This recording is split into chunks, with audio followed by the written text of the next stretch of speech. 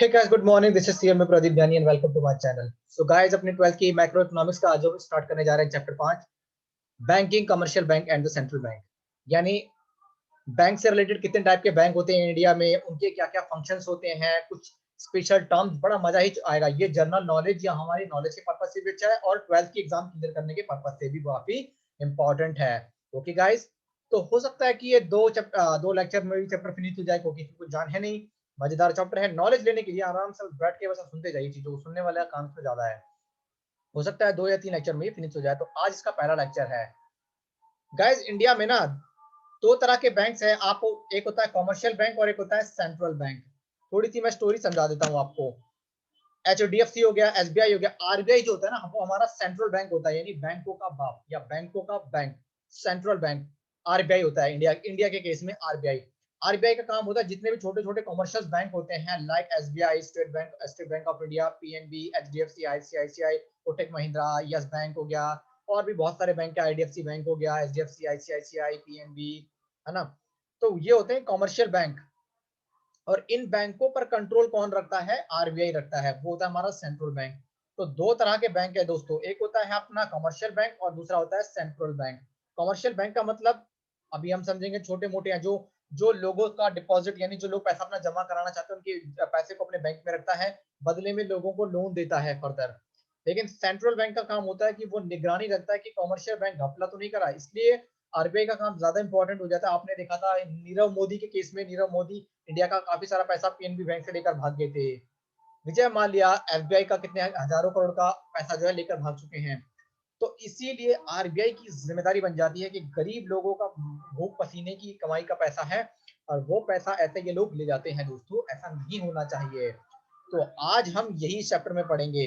दो तरह के बैंक है, कमर्शियल बैंक जो लोगों का पैसा एक्सेप्ट करके लोन भी देती है, और आरबीआई होता है सेंट्रल बैंक। सेंट्रल बैंक का काम यानी आरबीआई का काम होता है जितने भी छोटे मोटे कमर्शियल बैंक है उनके काम पर ध्यान देना कि कोई घपला तो नहीं हो रहा, कोई चोरी, कोई बेईमानी, कोई लुटेरी या कोई डकैती तो नहीं हो रही। इन सब चीजों पर मेरा काम जो रखता है वो मेरा सेंट्रल बैंक रखता है। दोस्तों, आइए हम आगे अपने नोट्स से देखते हैं। कमर्शियल बैंक में एचडीएफसी हो गया, एसबीआई हो गया, आईसीआईसीआई हो गया, पीएनबी हो गया। ठीक है दोस्तों।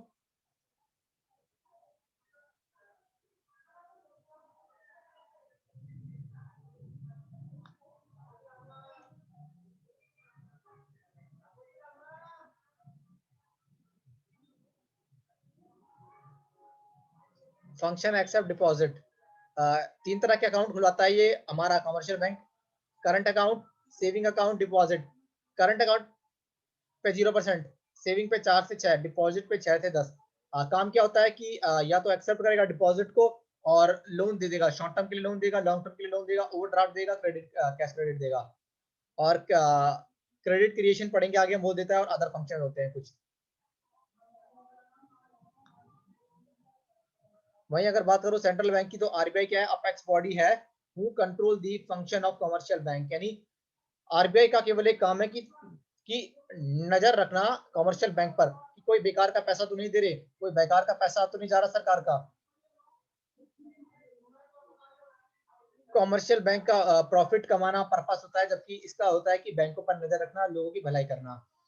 एक्सेप्ट करता है डिपॉजिट,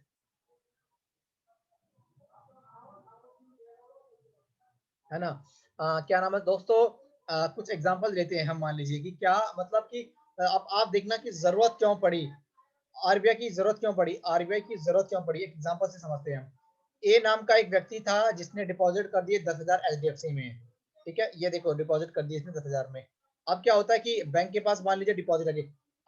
इस चैप्टर को समझने के लिए ना हम एक एग्जांपल लेते हैं कि मान के चलिए पूरे देश में केवल एक ही बैंक है। प्लीज, ऐसा नहीं है, ऐसा नहीं है। लेकिन आप एग्जाम्पल को समझने के लिए हम अजम्पशन लेकर चलते हैं कि पूरे देश में एक ही बैंक है जिसमें लोग अपना पैसा जमा भी कर सकते हैं और जिससे बैंक जो है लोन भी ले सकते हैं।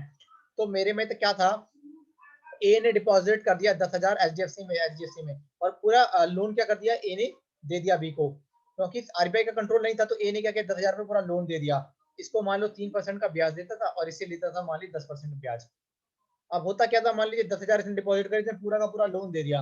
अब मान लीजिए लोन देने के 2-3 दिन बाद ये आ गया कि मेरा पैसा वापस करो।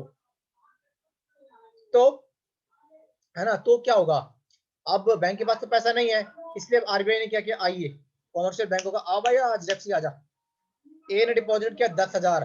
तो आरबीआई ने समझाया कि भाई इस जो जितने भी तेरे डिपॉजिट आ रहे हैं, हर एक डिपॉजिट का कुछ स्पेसिफिक परसेंटेज अपने पास रख, बाकी का लोन दे दे, अपने को कोई दिक्कत नहीं है।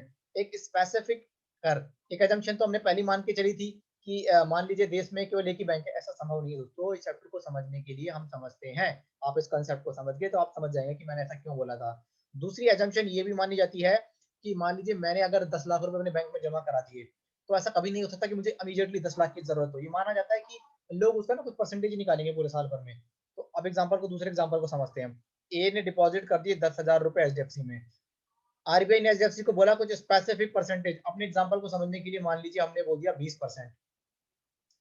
20% यानी 10,000 का 20% होता है 2,000। 2,000 अपने पास बैंक रखेगा और 8,000 रुपए लोन दे देगा बी को। ओके दोस्तों, इस 2,000 को जो स्पेसिफिक परसेंटेज रखता है इसको हम एलएलआर कहते हैं, एलआरआर कहते हैं, legal reserve ratio. Legal reserve ratio दोस्तों, इसको कहते हैं legal reserve ratio.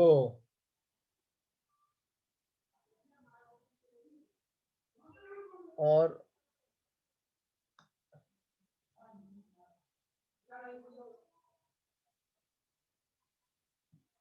RBI set to maintain 20% of deposit to LLR, legal reserve ratio. आगे पढ़ते हैं दोस्तों।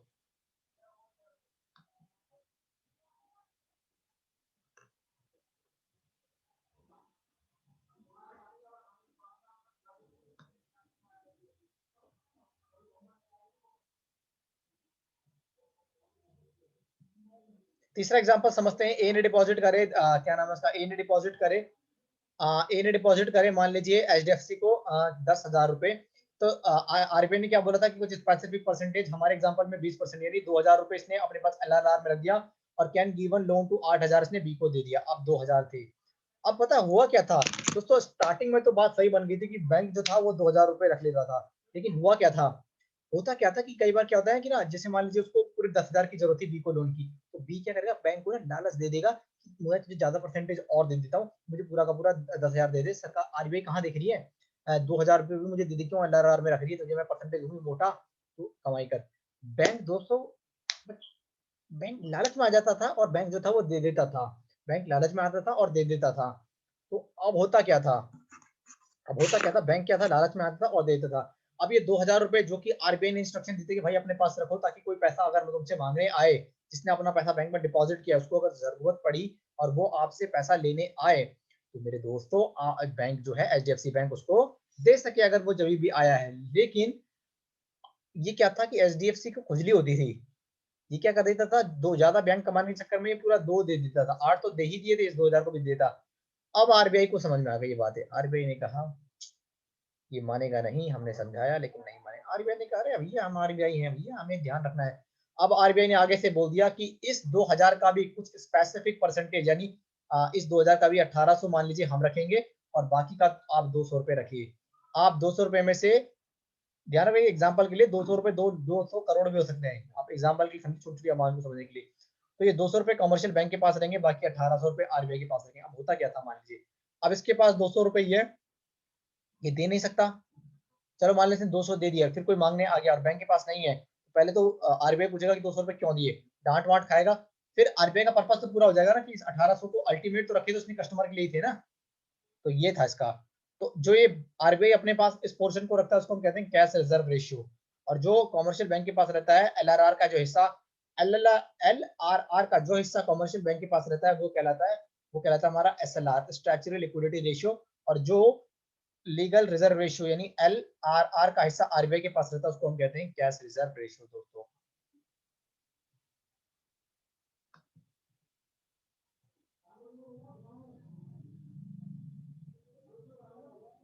आगे बढ़ते हैं क्रेडिट क्रिएशन।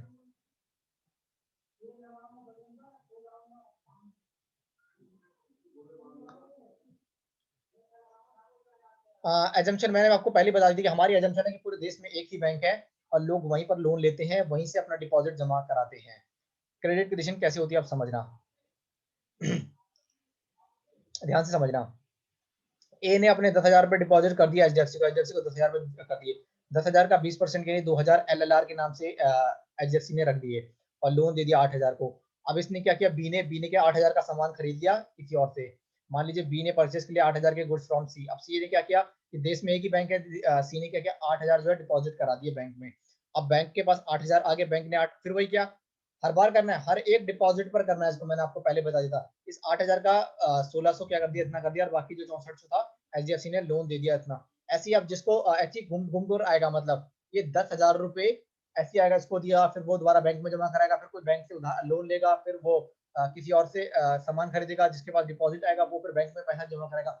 ये प्रोसेस जो है चलती जाएगी, round and round and round and round. Ultimate क्या होगा देखना आप, कैसी क्रेडिट क्रिएशन होगी आप देखना।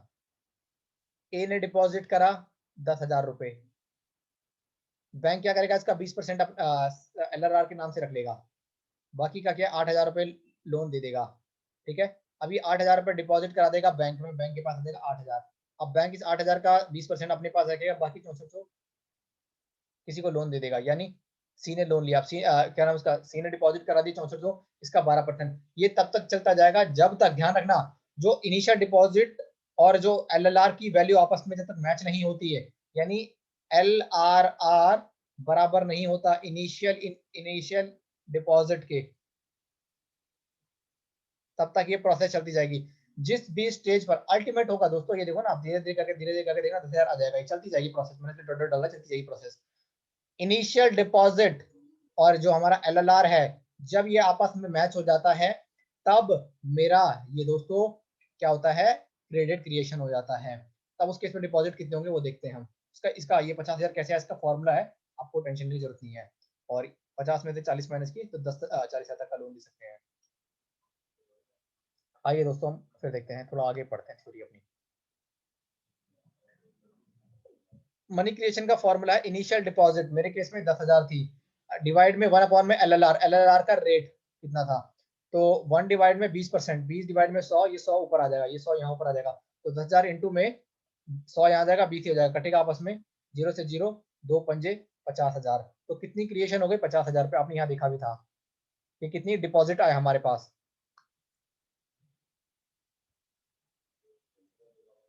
50,000 की डिपॉजिट आ गई हमारे पास।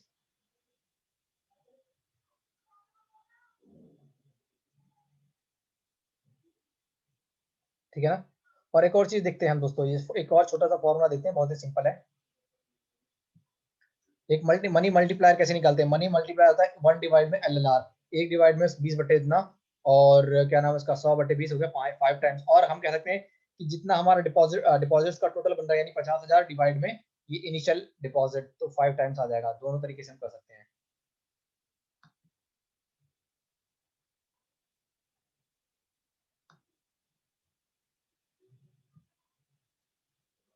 कॉमर्शियल बैंक क्या होते हैं, कॉमर्शियल बैंक वो बैंक होते हैं जिनका मुनाफा कमाना हर उद्देश्य होता है, लोगों से उनकी डिपॉजिट्स होते हैं उनको एक्सेप्ट करते हैं, लोगों को लोन देते हैं, और जब डिपॉजिट करते हैं तो जो डिपॉजिट पर इंटरेस्ट देते हैं वो कम देते हैं और लोन पर ज्यादा देते हैं। इन दोनों का जो डिफरेंस होता है वही उनकी कमाई का मुख्य साधन होता है।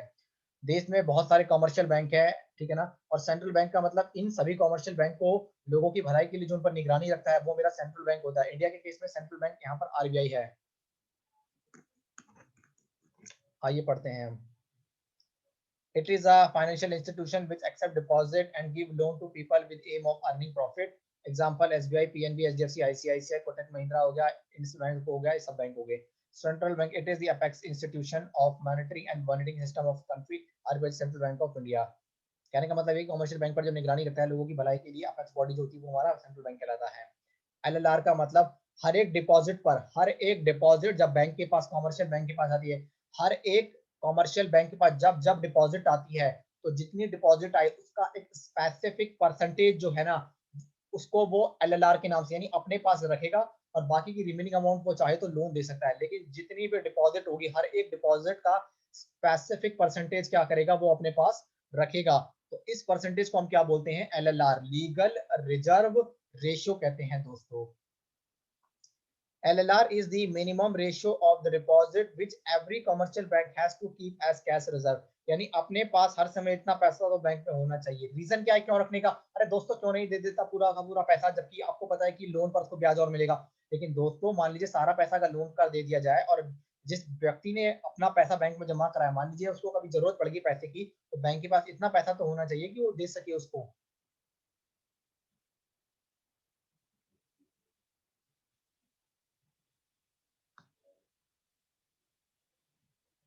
आई हमने एलएलआर पढ़ लिया और आया cash reserve ratio. It is a specified minimum rate of total deposit of customer which commercial bank has to keep with central bank. CR is fixed by the central bank. It is referred to proportion of total deposit commercial bank has to know.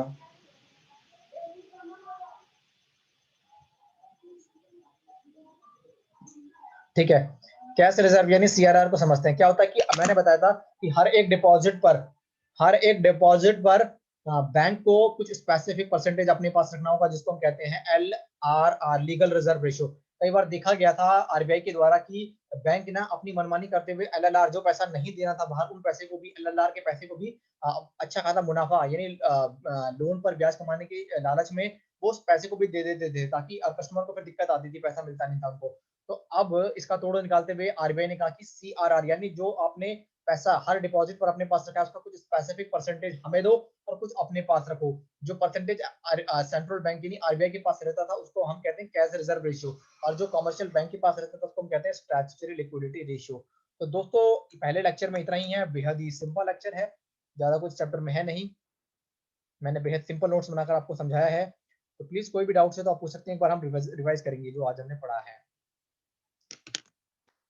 आइए दोस्तों, दो तरह के bank है, central bank, commercial bank. Central bank को हम RBI कहते हैं इंडिया के केस में, वो बैंक जो सभी कमर्शियल बैंक की निगरानी रखता है कि वो कोई धांधलेबाजी ना करे लोगों के साथ, लोगों के पैसे का ऐसी लोगों के पैसे को बर्बाद ना हो। कमर्शियल बैंक वो बैंक होता है जो जो लोगों के पैसे को, डिपॉजिट को एक्सेप्ट करता है, लोगों को लोन देता है, किसी को ओवरड्राफ्ट की फैसिलिटी देता है।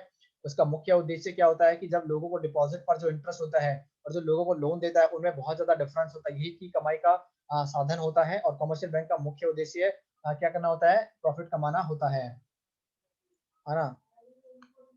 और